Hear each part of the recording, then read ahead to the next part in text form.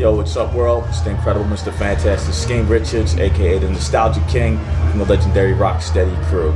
I got into DJing, the actual art of DJing, in 1981. Through block parties, even before the term hip hop was going on.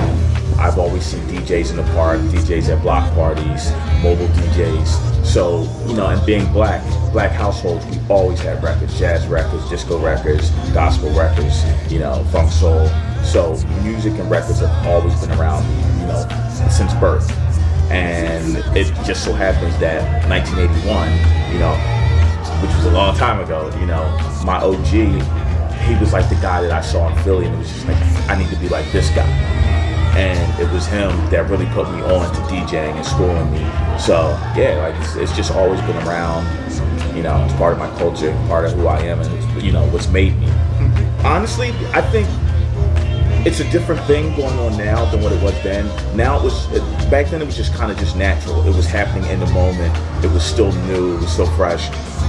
So it's a different feeling now. Now I feel like people go out to do it and set out to do these things. Before it was just, that's what we did, like Saturday afternoon block party, clubs, playing disco music, playing, funk, soul. It was just a time period. So we were kind of living in the moment, and we didn't see it as something that was special or unique. It was just something that we were just living. Now it's seen as something like cultural or unique or historical, but before we were just living in the moment. As far as it impacted me in my life, as far as being conscious, I feel just like as a black man in America, I have to be conscious, culturally, and to preserve my culture, because there's a lot of people that aren't really preserving culture, and they do culture, but they're not really preserving culture. So for me, consciously, yeah, that's like me being a black man in America that travels the globe. I have to present my product and black culture to the world, in a good fashion. For me, you're a human being first. And for me, I started doing this before hip hop culture, because I try to tell people, hip hop culture is black culture first and foremost. If this was called just nothing, it would be called just nothing. Like, hip hop is just a word to me. It's just a word, because this could have very well been called anything else. But I don't preach, because when you preach, you think you're getting fans and you're getting people. You may be getting some, but you're alienating others. At the end of the day, it's you do what you do and you lead by example. So I don't believe in preaching. I tell people how it was back in the 70s and the 80s, how it is now, and let people make up their own mind, because you can lead a horse to water, but you can't force him to drink.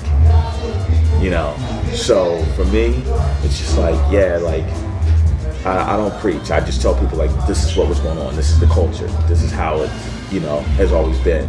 So would I spend at the Olympics? Honestly, I would, for the simple fact is because I'm presenting black culture. I'm presenting black culture. There's DJs that spin black music that aren't black, and especially for b-boying, like, the foundation is James Brown. That's black music. So if I was to spin at the Olympics, I'm doing it in a black fashion. I'm doing it in the way that I was raised DJing, in the way I saw, DJs at the block parties, DJs on the radio. A generation of DJs now can't go to the Olympics and present it the way it's authentically presented. I'm not going to package it as something cool. I'm packaging it as, this is culture, this is black culture. So, I feel like anything like the Olympics or corporate sponsored, you're supposed to do it in a pure fashion, and present it in a pure fashion, so people get the real understanding of what DJing, especially spinning breaks, and for b-boys and b-girls, give them a pure representation of what DJing really is. Nothing trendy, nothing commercial, like pure representation. Being a fan growing up at Rocksteady since day one, it was early 2000s, maybe 2003. I was hanging out with Why Not, and Why Not's one of the illest around. And he was just like, him and my boy Down Rock, they were just like, yo, they were following me to all of the clubs that I was doing in Philly. And they were like, yo, you need to start doing, spinning these b-boy jams. And keep in mind, I come from the era of spinning breaks.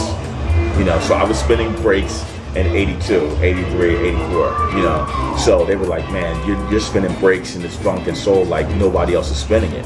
So they were like, you need to like just come to all of the jams. So people just started booking me in Philly for jams, and people were bugging out because I was different than everybody else. You know, like I was spinning breaks in 81, 82, you know, so I'm coming from a different mentality, a different generation. And it just so happened, Crazy Legs came to Philly one time, he heard me spinning, and he heard me play this record called Coco Motion. It's a disco record, and I was playing it, and he turned around and he was like, yo, I haven't heard that record since it was out, you know. And then he just like, yo, do you want a DJ Rocksteady anniversary? And I was like, yeah, you know, why not? Fast forward, it was just like, yo, we need you to get down. And I didn't even want to get down. I was just like, nah, I'm cool. Like, I don't want to get down, you know. But it's an honor, and I'm happy that I did get down, you know. And fast forward now, still here, you know. So I'm a part of history and a part of lineage, you know, of being Rocksteady. So